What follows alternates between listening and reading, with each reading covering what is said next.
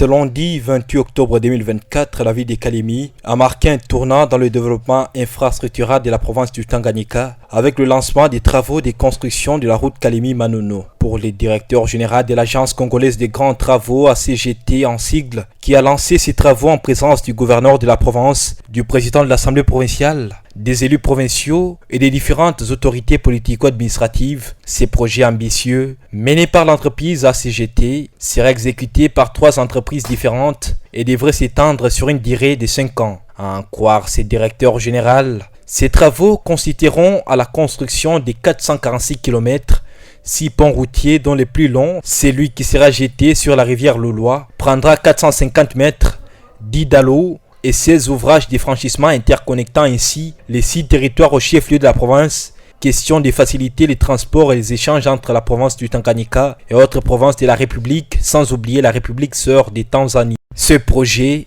a suscité un grand intérêt parmi les autorités locales et la population qui espèrent des retombées économiques significatives. L'honorable Irène Banza, élu du territoire des Manono, s'est exprimé avec enthousiasme lors de la cérémonie de lancement. Elle a souligné que ces travaux constituent un moment décisif pour le développement des Manono et de l'ensemble de la province du Tanganyika. Selon elle, cette route pourrait être le point de départ d'une dynamique de croissance économique et sociale, permettant une meilleure accessibilité et un désenclavement des territoires concernés. C'est un sentiment de joie. Nous commençons d'abord par remercier les chefs de l'État parce qu'il est en train de répondre à des projets qui étaient déjà là depuis longtemps.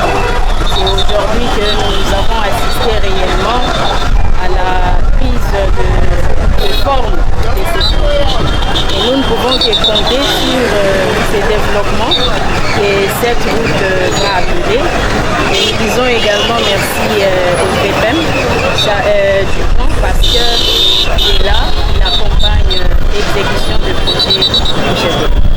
Bien sûr, le premier développement d'une entité ou d'un pays, ça commence toujours par des infrastructures.